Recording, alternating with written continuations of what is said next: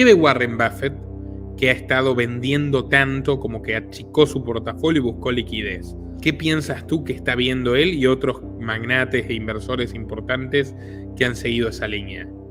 Bueno, justo yo estuve comentando sobre eso, el caso de Jamie Dimon, por ejemplo, que vendió una grandísima cantidad de acciones del el banco más importante en Estados JP Unidos, uno Morgan. de los más importantes, ¿no? Entonces, claro, ellos desde ese punto de vista ven que una caída puede darse, ¿no? Efectivamente. Los pronósticos siempre son difíciles, pero vamos a ver. Yo, como lo veo, es que, a ver, todo indica que va a ganar Trump, por lo menos en principio. El tema es qué va a pasar a partir de, ¿no? Porque claro, los demócratas y todo el Partido Demócrata y todo ese aparato del Estado van, porque ya vimos lo que pasó anteriormente y ya fueron previendo, a ver, lo que están haciendo legalmente contra Trump y todo lo demás, lo que han posicionado de lo que pasó el 6 de enero, una supuesta insurrección y no sé qué, o sea, como que el panorama está puesto para que nadie acepte el resultado, en un sentido. Si gana Trump, pues los demócratas que no acepten y viceversa, ¿no? Eso se plantea como un escenario posible, claro. A ver, yo tiendo a ser un poquito más optimista de que no va a pasar a mayores, entiendo yo, pero Ray Dalio, por ejemplo, este gran inversionista, habla de posibilidad incluso de guerra civil. A ese punto pone y bueno, ya vimos que hasta salió una película, Civil War. Son cosas que están como un poquito en el escenario. Suena programación predictiva, Sí, ¿no? Como verdad, exactamente. Exactamente. En las predicciones que hacen es que los grandes fondos de inversión, incluido por ejemplo el Fondo Soberano de Noruega y demás, que lo racional como diversificador sería por lo menos colocar, no sé, 1% del portafolio en Bitcoin. Claro, entonces si tú tomas en cuenta que todos los fondos de inversión para diversificar colocan 1% del portafolio en Bitcoin, la demanda que eso implica es altísima. Por eso ya llegó a hacer predicciones de precio de 1 millón para Bitcoin y demás, precisamente por eso. Pero es que, y justamente ya se destrabó. Que tú las ves como posibles en el mediano o largo plazo. Sí, claro, yo diría un poquito más largo, pero sí, el precio Largo. del millón yo lo veo, porque, claro, a ver, siempre lo mismo, ¿no? Por matemática pura incluso del Bitcoin, sí, la demanda sigue aumentando, como viene cada vez que hay más adopción y la oferta es limitada, o sea, por matemática casi que infinito podría ser el precio en un sentido, así que el millón no lo veo descabellado en ese sentido en el largo plazo. Muy buenas tardes, amigos. Hoy estamos con Gabriel González Florentino nuevamente, aclamado por nuestro público, que hace mucho que me preguntan cuándo traía de vuelta a El Economista Youtuber. Desde ya, quien no lo conozca, enmiende su error y suscríbase al Economista Youtuber, aquí etiquetado en el título y en la descripción. Él, precisamente, además de ser un gran divulgador económico, un gran analista, muy claro en sus explicaciones, es autor de El Método Airbnb, asesora a emprendedores y a empresas de todo el mundo, desde la República Dominicana, donde reside, así que más que invitados a visitar su canal. Y por supuesto, si lo precisan, aquí tienen un buen consultor de inversiones. Gabriel, ayúdanos por favor a esclarecer un poco el panorama económico mundial, que viene bastante complicado. Se dieron a conocer los datos de inflación en los Estados Unidos. ¿Qué nos puedes contar de eso para empezar? No, primero que nada, muchísimas gracias, Nicolás, nuevamente por la invitación. Súper feliz de compartir nuevamente aquí con tu comunidad y luego también estarás en mi canal muy, muy pronto.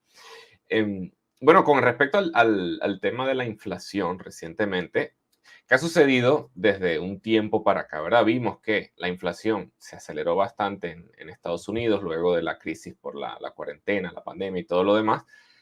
Bueno, incluso interrupciones en el comercio que estuvimos viendo, los costos del transporte que subieron bastante, claro, se cerraron las fronteras, fue todo un conjunto de presiones, de choques sobre la economía que dispararon digamos, los precios, ¿no? Porque fue un choque bastante de oferta y pues también del lado de la demanda. Luego con la guerra que inició en Ucrania, eso afectó también los costos de las materias primas, impulsando todavía más los precios al alza. Y bueno, veníamos de momentos en los cuales, con la cuarentena, con la pandemia, los gobiernos tenían que hacer un impulso muy fuerte sobre la economía, entonces eran, digamos, medidas expansivas sobre la economía. Y todo eso, según la ciencia económica, pues impulsa justamente los precios. ¿Qué sucedió posteriormente? Claro, la inflación parece que se sale de control, no solamente en Estados Unidos, sino bueno, en muchos otros países, porque el mundo entero de forma coordinada básicamente empezó a tomar las mismas políticas económicas. Pero entonces, claro, se sale eso de control y normalmente lo que hacen los bancos centrales, según lo que recomiendan siempre los economistas, mis colegas, normalmente tienen la misma política económica, pues igualmente los bancos centrales entonces suben las tasas de interés. Eso encarece el crédito y desincentiva justamente que las personas tomen préstamos, que las empresas también tomen préstamos. Y la idea era un poco, el mismo Jerome Powell de la Reserva Federal, cuando ellos hablan de subir las tasas de interés y las medidas para detener la inflación, no lo dicen en estos términos, pero ellos hablan de reducir la demanda, que en el fondo eso es empobrecer a la población. Esa es la realidad. Lo que necesitaban hacer para detener que la gente no siguiera, digamos, comprando tanto. Suben las tasas de interés y uno ve que eventualmente, efectivamente, la inflación parece que va reduciéndose. Ahora, yo creo que hay que aclarar algo porque a veces las personas se confunden porque dicen, oye, ¿cómo es que dicen ellos, dice el Banco Central, el gobierno tal, que la inflación está disminuyendo, pero yo veo que los precios siguen altos? Pero una cosa es la inflación, otra cosa es el nivel de precios, porque la inflación es la diferencia de precio, el crecimiento de los precios. ¿Qué tanto se acelera o disminuye la inflación? No es que los precios digamos, crecen más o bajan más, sino que el ritmo de crecimiento es el que va cambiando. No sé si me explico. Entonces, claro, baja la inflación, efectivamente los precios crecen más lento, pero se mantienen altos. No es que los precios bajen y normalmente los precios no tienden a bajar. Eso hay que tenerlo claro. Entonces, ¿qué pasó a partir de ahí? Pues vimos a Biden cantando victoria contra la inflación. Incluso la misma Reserva Federal, el Banco Central en Estados Unidos, pues estaba hablando un poco en el mismo tono, pero lo que hemos visto recientemente es que la inflación empieza a repuntar. Y eso incluso lo conversamos, si no me equivoco, la vez anterior que conversamos, yo en mi canal lo he dicho varias veces, que ellos están cantando victoria muy pronto, porque siguen las mismas presiones. O sea, las políticas económicas solo pueden afectar el lado de la demanda, es decir, que tanto las empresas, que tanto la gente siguen haciendo, digamos, las compras, pero siguen los problemas de oferta, porque no es que, claro, a ver, el comercio se ha ido regularizando luego de que se abrieron las fronteras nuevamente y todo eso, pero tenemos la guerra de Ucrania y los conflictos geopolíticos. Viene un conjunto de problemas que están presionando sobre justamente los precios, las materias primas. Se habla mucho de, ¿verdad? Los países, el mundo se está desglobalizando, ¿verdad? Cada vez más proteccionismo, menos comercio, ¿no? Todo eso empuja los precios al alza. Entonces, claro, aunque canten victoria, eso no iba a ser tan fácil así y es efectivamente lo que hemos visto. La inflación viene a repuntarse y entonces surge un conjunto de preguntas allí. ¿Qué va a hacer la Reserva Federal? ¿Qué va a hacer el Banco Central de Estados Unidos? Porque, ¿qué pasa? Estamos en un año electoral, que ese es un tema que, bueno, vamos a conversar seguramente aquí. Estamos en año electoral, ellos pueden, porque, a ver, por eso lo que muchos inversionistas y los mercados están esperando es que la Reserva Federal ya empiece a bajar las tasas de interés y vuelva sus medidas, digamos, expansivas, ¿no? Que todo se vuelva a impulsar. Pero claro, si se repunta la inflación, ¿qué tanto ellos pueden realmente bajar las tasas de interés? Hasta ahora lo que han hecho es pausar las subidas de tasas, o sea, la han mantenido igual. Pero entonces, ¿qué va a suceder a partir de ahora? Muchos siguen diciendo, cada vez como que lo posponen un poco más, pero las predicciones van hacia que decían primero, no, a mediados de año van a bajar las tasas de interés, ya se está hablando de que a finales de año van a bajar las tasas de interés. La situación no está, digamos, tan clara todavía, pero especialmente por eso, que se trata de un año electoral. Lo que yo sí digo es, se habla también incluso de crisis, había un poco de miedo, yo lo estuve hablando en mi canal también con el tema del sistema bancario, el sistema financiero en Estados Unidos, que sigue bastante frágil luego de que vimos el año pasado, justamente en marzo de 2023, que empezaron a haber quiebras de grandes bancos en Estados Unidos. Y si uno ve las hojas de balance de esos bancos, estamos hablando que se llegó a niveles en términos de cuántos activos teníamos, por lo menos el valor de los activos de esos bancos, a niveles de 2008 incluso, a pesar, pero todo como que pasó desapercibido porque entró, bueno, digamos, el Estado estadounidense y empezó a inyectar dinero básicamente y proteger todo eso para que no se saliera de control, pero la fragilidad sigue allí de fondo en el sistema. Pero entonces por eso hay algunos economistas que están como con miedo, oye, ¿será que va a haber una crisis? ¿Va a pasar algo? El mismo tema de las tasas de interés, oye, si repunta la inflación, ¿será que van a volver a subir las tasas de interés? Pero eso entra en problemas justamente el mismo sistema financiero. A mí, pronóstico un poco, sé que esto no es tan fácil hacer en economía, pero mi pronóstico un poco es que como es un año electoral, ya entramos en la parte más política realmente, eso prima, entiendo yo, en estos casos, no es que van a subir las tasas de interés, tampoco van a permitir que haya ningún colapso, eso me atrevería a afirmar lo del colapso, lo de las tasas de interés, casi seguro que no las van a subir precisamente porque se trata de un año electoral. Entonces, lo que van a hacer todo lo posible, por lo menos en Estados Unidos, para que la cosa se dé, digamos, suavemente, por lo menos hasta las elecciones. Es un poco lo Tú me que... estás diciendo, en otras palabras, te has adelantado a la segunda pregunta, la Fed, Jerome Powell, va a estar dándole el salvavidas correspondiente a Biden.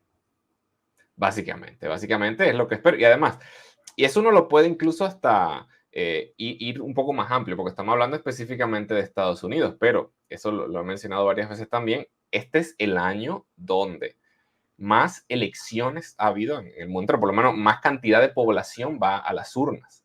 Si uno suma toda la cantidad, como la mitad de la población mundial va a elecciones. Vimos elecciones en Taiwán, tuvimos Corea del Sur, está Estados Unidos, está el caso de México, México, Rusia también tuvo ya las hubo en El Salvador elección. también. Exactamente. O sea, esto parece si era como si fuese coordinado, ¿no? Porque, claro, están elecciones, por eso yo digo, globalmente no creo que se dé crisis, porque todos los gobiernos, todos los estados tienen un incentivo para, digamos, tomar medidas económicas que eviten cualquier cosa que pueda pasar. Entonces, tanto en Estados Unidos con la Reserva Federal como en otros países. Claro, a ver, los economistas siempre hablan, ¿no? La independencia del Banco Central y teóricamente eso funciona así, pero sabemos que, a ver, la política y la economía están súper unidas, entonces eso no es tan sencillo.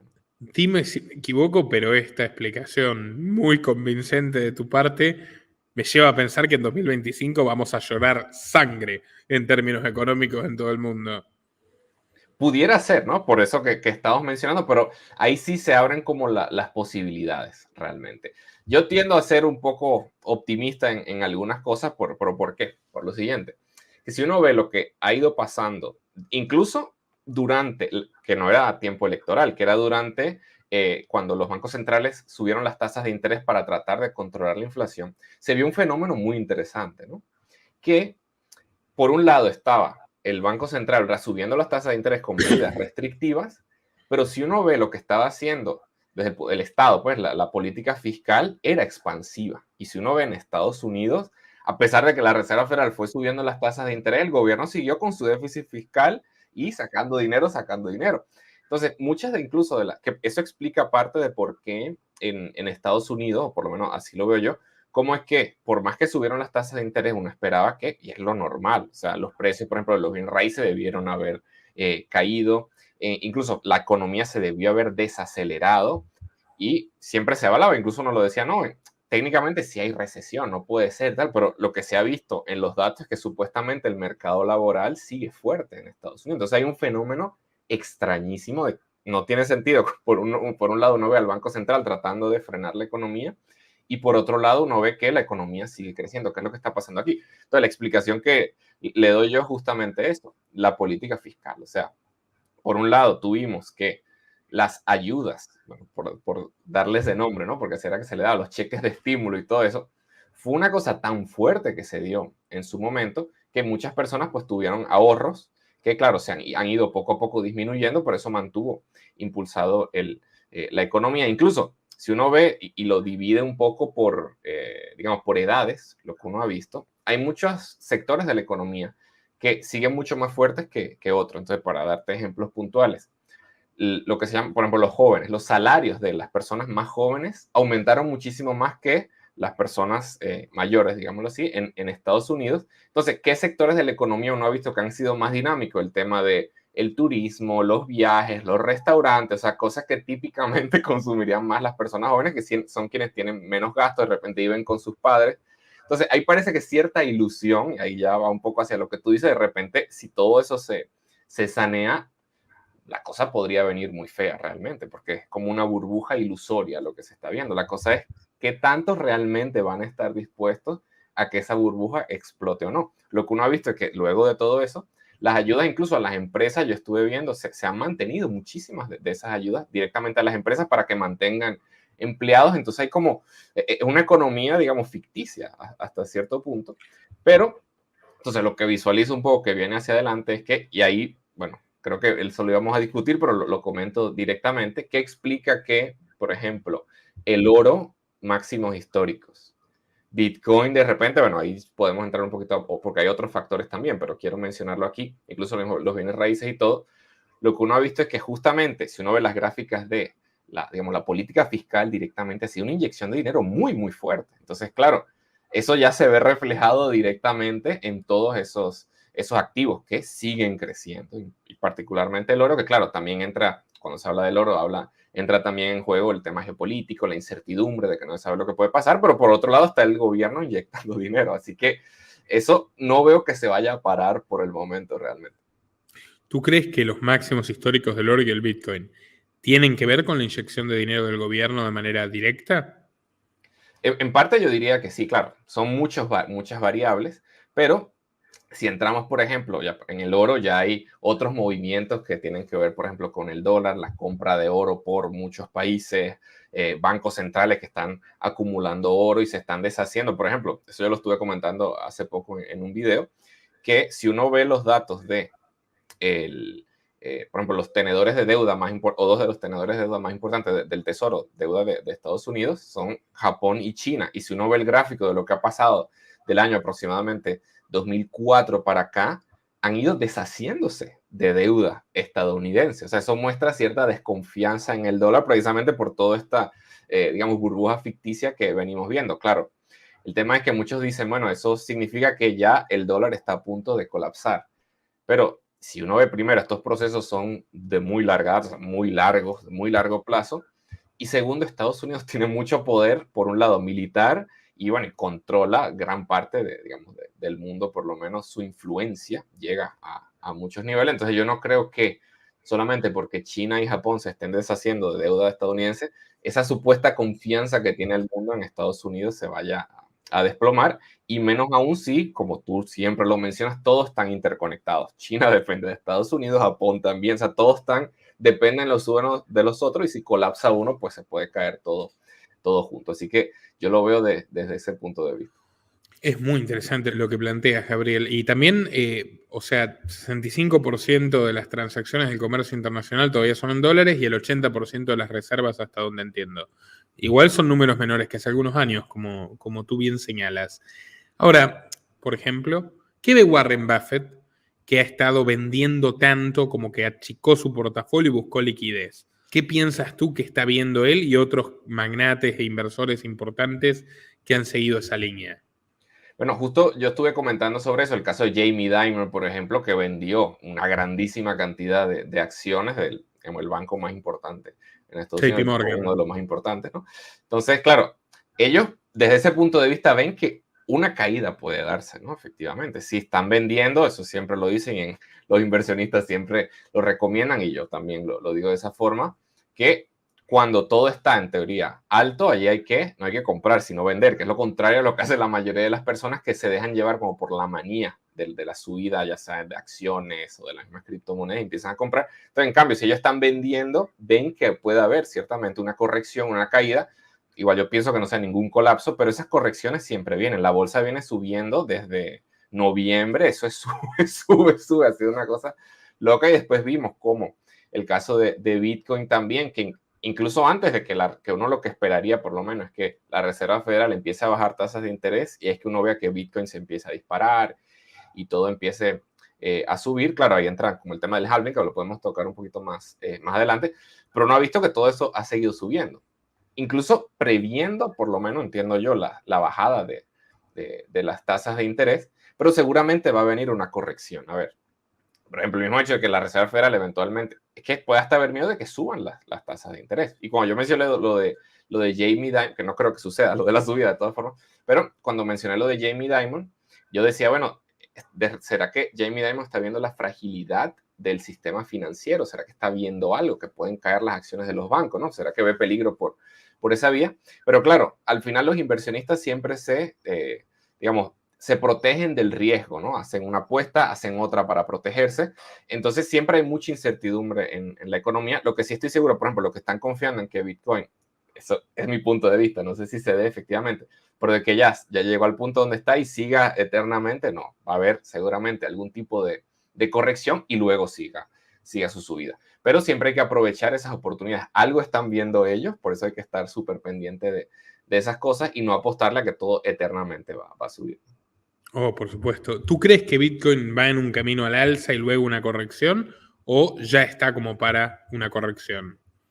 Bueno, a ver, igual, siempre te digo esto, y de paso no soy trader tampoco, así que ahí No, no, no. las No pronósticos. financial advice, ¿no? No estamos dando Exacto, ningún no estoy asesoramiento. haciendo Estamos conversando análisis económico y financiero. exacto. Digamos, en el corto plazo se hace como un poco difícil hacer los pronósticos, pero ¿qué sí hemos visto? Ya viendo como a lo más fundamental. Vimos cómo a ver, ¿cómo yo explico la subida de Bitcoin primero? Por un lado está lo que veníamos mencionando anteriormente, esa inyección de dinero que se ha mantenido, pero por otro lado, la entrada de los ETFs, estos fondos de inversión, ¿verdad? Ya más, digamos, tradicionales, el caso de BlackRock, que eso ha sido un cambio digamos, de punto de vista de lo más radical que se han visto, ¿no? Porque el CEO de BlackRock, vimos a Larry Fink, primero tenía una postura, ahora de repente el mayor defensor de Bitcoin, de la tokenización, de todo. Hasta es sospechoso. Exactamente, exactamente. Ya vimos como el sistema tradicional entró directamente digamos, el tema, en el ecosistema cripto y especialmente a través de Bitcoin. Entonces, claro, eso, a ver, no debería ser así, pero mucha gente incluso se siente hasta más confiada. La parte institucional también, eso sí, había muchos fondos que estaban esperando ingresar y ha sido una cantidad inmensa que o sea, no sé si el número lo tengo correcto, pero creo recordar que se hablaba como de un 2% de la oferta de Bitcoin. Era un número bastante grande con el tema de los ETFs. Entonces, bueno, eso por un lado, yo creo que impulsa obviamente esta subida. Por otro lado, el tema del halving, ahí yo tengo una visión un poquito más controversial respecto a otros analistas, porque claro, normalmente se tiende a dar mucha importancia al halving, porque se habla de que no se corta la mitad la oferta de Bitcoin, y si se corta la mitad la oferta, entonces se supone que el precio va a subir manteniendo la misma demanda. Pero lo que pasa es que el halving no es como tal que se corta la mitad de la oferta, sino la expansión de la oferta se corta a la mitad. Entonces, yo no creo que eso tenga un impacto tan directo e inmediato como que vaya a subir precios, a menos que sea un tema ya más de expectativas. Bueno, como se espera que la oferta crezca más rápido, entonces por tanto. Profecía autocumplida, ¿no? Claro, exactamente. Lo veo más un poco por ese lado, una profecía autocumplida, así es como yo veo lo del halving. Pero entonces ahora sí, yendo a qué podría pasar hacia adelante. Como dijimos, las tasas de interés, como se espera que bajen, eso cuidado, y ahí viene una cosa de repente. Como está esa profecía autocumplida de que por el halving, bueno, los mismos ETF, que sí es un efecto real, y la misma expectativa de que la Reserva Federal baje las tasas de interés, puede que muchos inversionistas se hayan posicionado justamente al alza y ya esa subida esté descontada en el precio actual.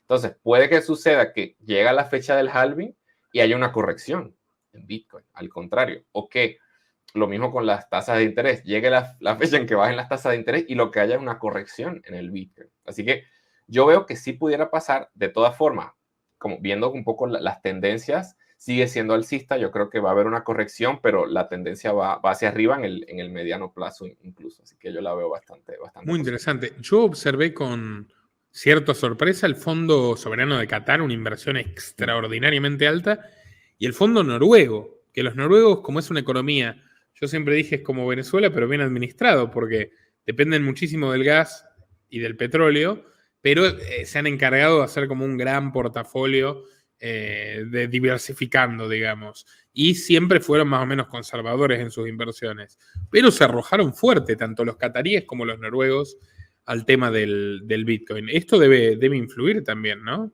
Claro, claro, fuertemente. Por eso es que en análisis de Cathie Wood de ARK Invest, que claro, ella es muy criticada por la forma como maneja las inversiones, pero sus análisis son bien interesantes.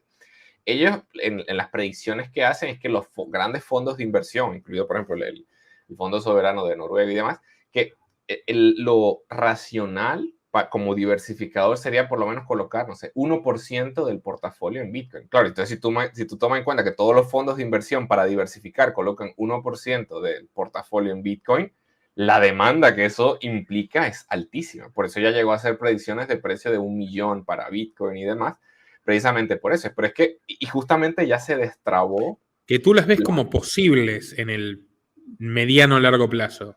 Sí, claro, yo diría un poquito más largo, pero sí, el precio del Largo. millón yo lo veo, porque, claro, a ver, siempre lo mismo, ¿no?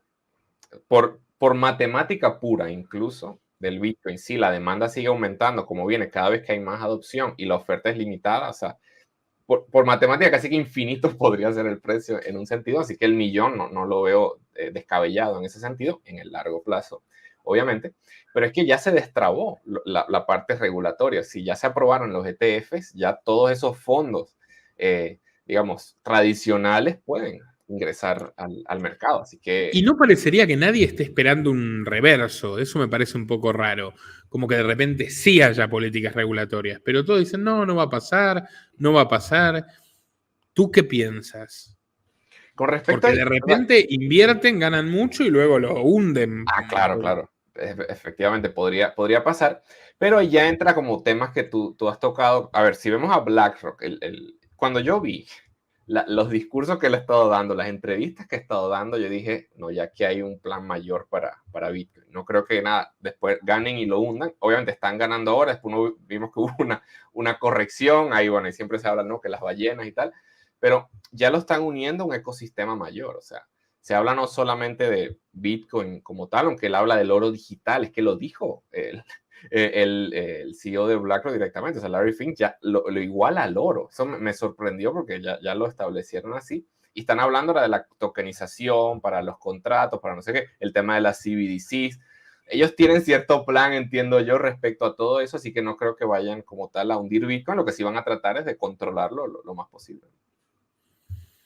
Y porque en cierta manera es como la gran alternativa y la gran competencia privada frente a su proyecto monetario despótico. Entonces, si no puedes con tu enemigo, únete a él, van a querer controlarlo lo más posible y hasta sacarle provecho. Exactamente. Probablemente presumiendo, me imagino, ¿no? Esto yo estoy teorizando y tú me dices qué opinas y capaz yo digo cualquier burrada, tú eres el experto al fin y al cabo.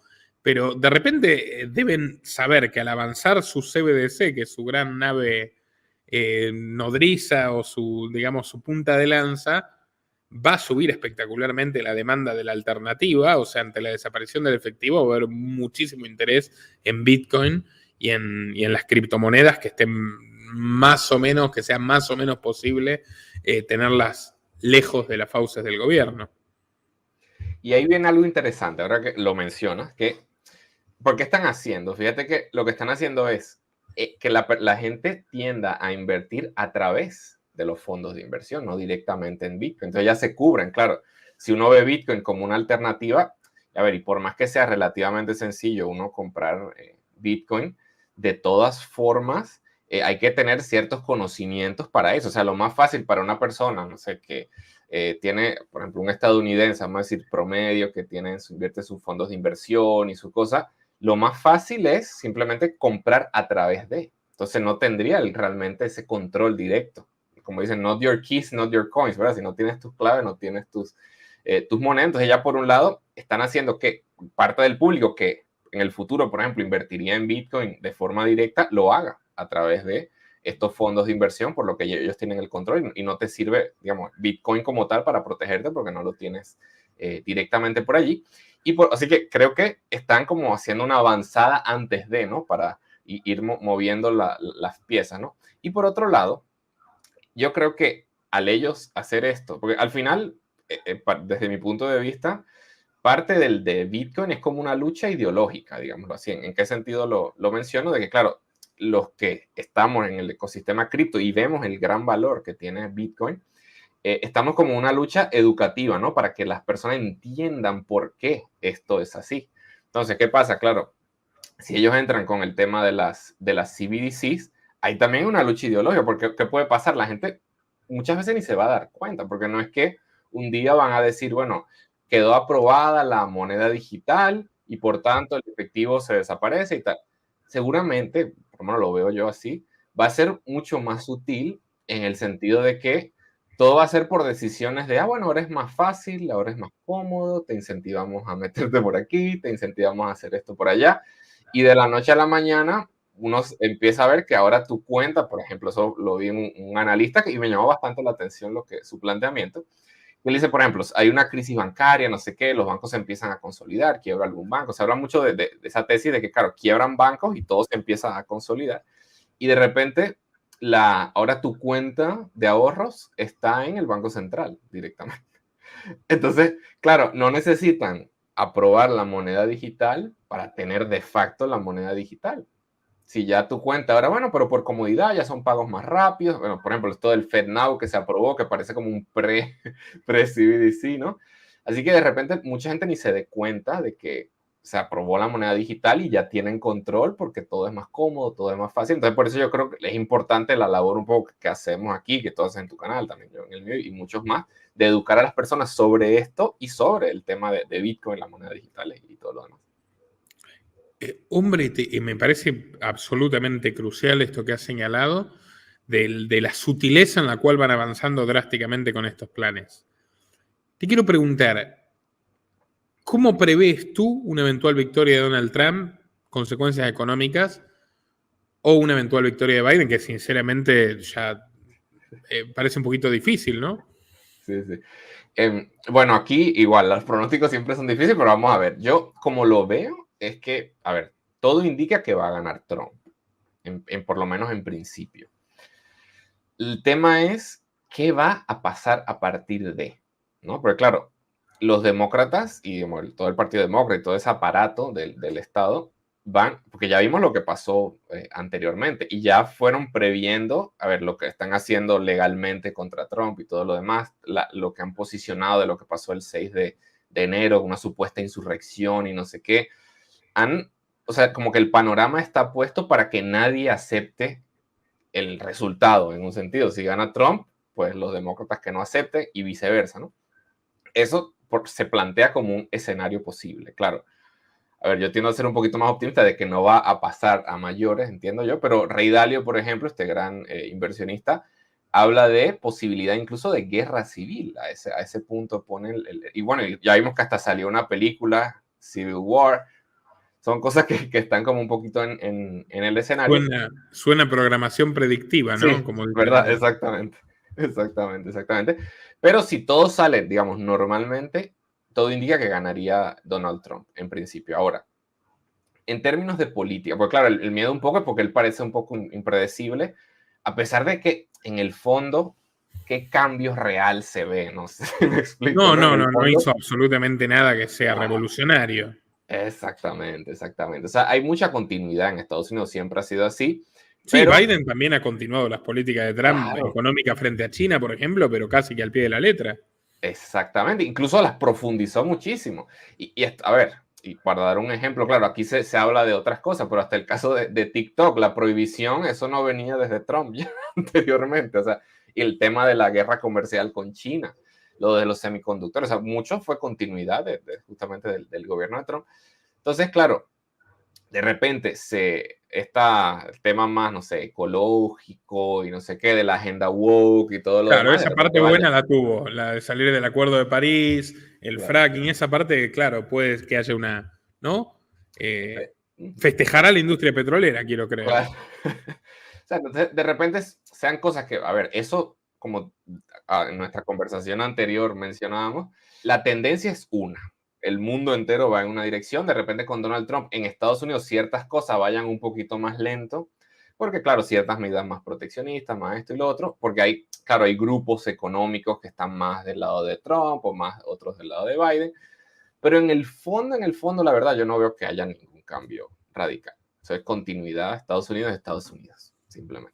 Bueno, igual también yo digo, ¿no? Que ante una pacificación, que podría ser el camino en Europa más Ah, con Trump que con Biden, capaz sí. también hay consecuencias por ese lado, ¿no? Bueno, Se bueno, eso sí, normaliza un claro, claro. poquito el tema alimentario, porque la Sí, sí, inflación de alimentos en Estados Unidos y en el mundo en general es algo que tiene muy consternada a la gente, Gabriel. sí, bueno, ahí sí dijiste algo clave, claro. Decía como que continuidad en general, pero por ejemplo, el caso del tema de Ucrania y todo eso, el tema de Europa.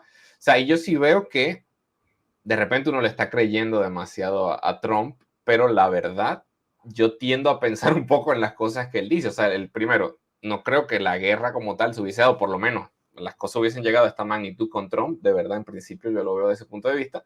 E igual, si llega Donald Trump, yo creo que el conflicto se podría solucionar, o por lo menos llegar a cierto acuerdo, entiendo yo, y solucionar ciertas cosas. A ver, y en parte tuviste un elemento muy interesante, este tema de que eso está presionando los precios de los alimentos, las materias primas y no sé qué.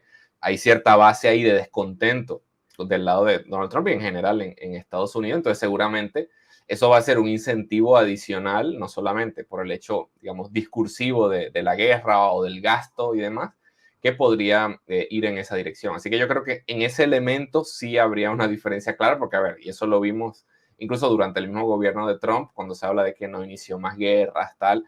En esa parte yo sí lo veo, porque no es tan intervencionista hacia afuera. Pero, a ver, la tendencia como globalmente sigue siendo la misma, pero por lo menos se gestionarían esas cosas de otra forma. Bueno, Gabriel, y te voy a hacer una última pregunta. Te agradezco mucho la generosidad con tu tiempo y tus explicaciones. Dos, si me permites. Mencionaste a Rey Dalio y yo te quería preguntar. Dalio, y yo sigo muchas veces sus declaraciones a través de tu canal porque haces videos bastante interesantes recopilando estas cosas, por eso recomiendo enfáticamente El Economista Youtuber. Dalio era un gran entusiasta de China, históricamente fue, pero maximalista de China, podríamos decir. Y ahora salió con unas declaraciones diciendo que vienen décadas de estancamiento, de estar en un problema, pero tremendo. ¿Cómo se explica ese giro? ¿Y qué ves Sí, hay, tú que pasa con China? sí. Bueno, ¿qué veo yo? O sea, sí, efectivamente hay problemas en el sistema económico en China, se habla el tema inmobiliario, el mismo sistema financiero, hemos visto como incluso en la bolsa se vieron ciertos problemas allí, pero yo como lo veo realmente es que, claro, si va a haber estancamiento, o sea, tendría que analizar un poquito más lo que él dijo o las cosas específicas en China, los datos como más recientes, pero si efectivamente eso va a ser así, eso estaba planificado. Así como lo veo yo un poco, los chinos piensan muy a largo plazo. Entonces, sí, por ejemplo, que eso lo pudimos ver cuando cayeron las acciones tecnológicas en China. Eso ellos directamente tomaron medidas para que eso sucediera así, para controlar un poco ese sector. Incluso en el sector inmobiliario, como vimos la caída, se habla, ¿no?, que es la quiebra de Evergrande, 500 veces se ha salido la noticia de la supuesta quiebra de Evergrande, pero, claro, había una burbuja. Entonces, ellos, digamos, el Estado chino no tiene miedo en el sentido de, bueno, explotemos nosotros la burbuja antes de que la cosa se salga de control y se ponga todavía peor. Entonces, si bien es cierta desaceleración económica, como hemos visto efectivamente, y esto se va a mantener por más tiempo, desde mi punto de vista es porque ellos ya prevén que eso va a ser así y tienen un plan para que eso, o sea, tienen una razón para hacerlo. Yo sé que ellos están cambiando de modelo económico desde hace tiempo, ¿no? Durante mucho tiempo fueron la fábrica del mundo y siguen siendo un poco la fábrica del mundo, muy dirigido hacia las exportaciones, pero si el mundo está en un periodo de desaceleración económica, eso les afecta directamente. Por eso desde hace un tiempo, o sea, años ya, vienen planificando esto de pasar mucho más hacia el consumo interno, que su propia población consuma y eso incentive la economía. Claro, estos son procesos de transición que se toman su tiempo, hay desequilibrios y demás, pero como lo veo yo, por lo menos es que eso no es porque ahí va a haber un colapso, porque ha habido muchos videos en YouTube que dicen, no, ya China va a colapsar en 50 días, China va a colapsar en tal mes, pero no creo que se dé de esa forma realmente. Creo que el mundo depende demasiado de China, ¿no? Too Claro. big to fail para... Y la última, Gabriel, es esta. Pensando en el profesional o el pequeño empresario de 30, 40 años y también en, capaz el señor que tiene 50 está pensando en su retiro o el que ya se retiró. El pequeño inversor, digamos, amateur casi. ¿Cuáles son para ti los mayores errores que puede cometer y qué sería lo que tú más recomendarías en aras de tener buen criterio y proteger el capital? Bueno, en términos de errores, yo veo mucha gente y más, bueno, desde cuarentena para acá, llevándose mucho manías del mercado, es decir, como que esperan ganancias muy rápidas con inversiones. Bueno, vimos el tema de los shitcoins con ciertas acciones también, como que la última oportunidad y empiezan a colocar dinero allí esperando hacer retornos altísimos. Normalmente cuando uno ve unos beneficios que son demasiado buenos para ser verdad, normalmente son demasiado buenos para ser verdad. Entonces hay que tener mucho cuidado con todo eso. Y otro lado es también que yo veo muchas personas que se enfocan como que piensan siempre en inversión al principio. Yo digo, pero ya, si piensas en inversión y tienes poco capital, el retorno que eso va a dar en efectivo no va a ser mucho realmente. Entonces, enfócate primero en ganar más dinero. Esa última cosa, eso último lo vengo diciendo hace tiempo, de que, claro, no te enfoques primero en invertir, porque la gente dice, no, yo quiero que mi dinero se multiplique, que se duplique, que tal, pero ir con cuidado y más en unos tiempos tan inciertos como estamos viviendo actualmente, hay que invertir con bastante criterio. Enfócate sí en ganar más dinero primero y luego entonces en invertir los excedentes. Ahora, ¿cómo vas a invertir esos excedentes?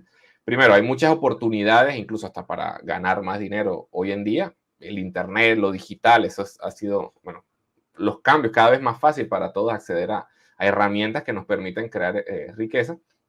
Y ahora, en términos de inversión, hay que hacerlo de forma diversificada. Eso siempre lo mencionamos. Vemos momentos de conflictos geopolíticos. Esto Rey Dalio que mencionábamos habla de cambio de orden mundial, de hegemonía de un país a otro y demás. Entonces, claro, en estos momentos de tantos cambios, la idea sería a no apostar todo. Es algo muy clásico, no poner todos los huevos en la misma canasta, pero entonces invertir de forma diversificada. Yo siempre le digo, a ver, muchos alumnos míos, por ejemplo, están en España, están en Estados Unidos. Entonces, claro, no ve cómo las condiciones de vida, las políticas van cambiando. Tú mencionabas el concepto de Schumpeter de votar con los pies, ¿no? Hay un canal que yo sigo mucho, se llama el Nómada Capitalista, que habla justamente de eso, ir donde te traten mejor. Entonces, aquí yo creo que hay que empezar un poco cada vez a pensar más de forma global. Es decir, no te encierres en tu propio país, como yo veo que hace mucha gente, no, aquí no hay oportunidades, no, que aquí los bienes raíces están muy costosos, no, que aquí los impuestos son demasiado altos, el gobierno, no. Bueno, pero sal de ahí. Claro, la tendencia global va hacia el mismo sitio, pero hay sitios que van mucho más lentos que otros y te dan más tiempo para, pues, prepararte. Entonces, pensar de forma global, ya sea invirtiendo en fuera de tu país directamente o hasta mudándote de tu país. Ya como tú mencionabas, ambos lo hemos hecho justamente pensando en eso. Y entonces eso de forma, digamos, diversificar de forma regional. Y lo otro es entre diferentes tipos de activos. Claro, si tú tienes poco capital, si diversificas mucho, no vale la pena porque no vas a ganar en ese sentido. Pero a medida que vas creciendo tu capital, puedes ir diversificando más. O sea, por ejemplo, en temas de acciones, cuando yo tengo mi portafolio en la bolsa, yo tengo unas acciones en Estados Unidos, acciones fuera de Estados Unidos, acciones de alta capitalización, acciones empresas más pequeñas. O sea, como uno va diversificando allí, lo cripto es vital, digo yo, en este sentido, el tema de Bitcoin, que lo venimos mencionando. Yo tengo algo de Ethereum también, y hasta un poquito de otras cripto, pero ya más como apuesta en un sentido, porque uno no sabe qué vaya a pasar. Por lo menos Bitcoin para mí es apuesta segura, y más ahora que BlackRock directamente vamos a decir, se unió al club, entre comillas.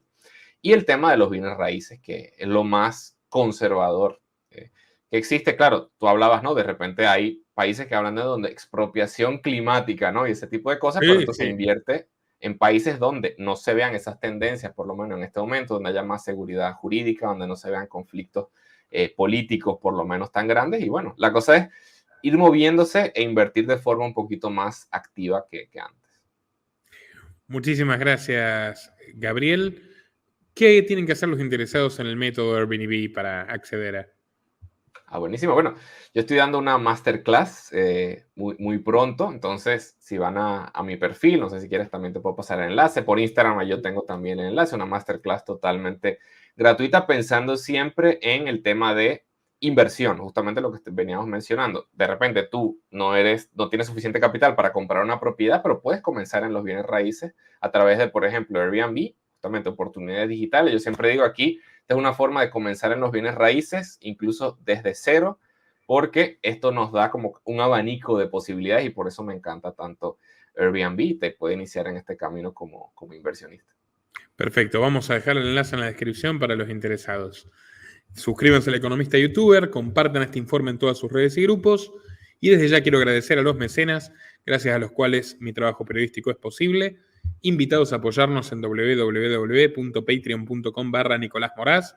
A partir de $5 mensuales, contenido exclusivo que ya no está disponible para todo el público, y también opciones de clases de la Academia Libertaria o sponsoreo en patreon.com/Nicolás Moraz. Hasta la próxima. Y se le ha puesto precio a su cabeza por haber cometido esa... Ya lo cortaron. Te están cortando, Nicolás.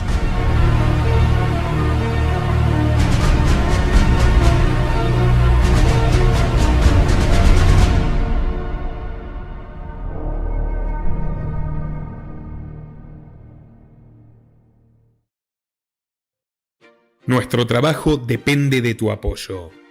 Para que siga siendo posible, realiza tu aporte desde tan solo $3 por mes a través de Patreon, en los enlaces que figuran en la descripción o en el comentario fijado.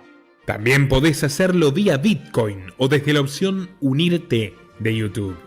Y si estás en Argentina, elegí el medio de pago de tu preferencia a través de Mercado Pago. Quienes nos apoyen en Patreon a partir de $5 mensuales tendrán acceso a análisis, entrevistas, conferencias y documentales exclusivos. También tenemos opciones para sponsors. Así que publicita con nosotros a través de patreon.com/Nicolás Moraz.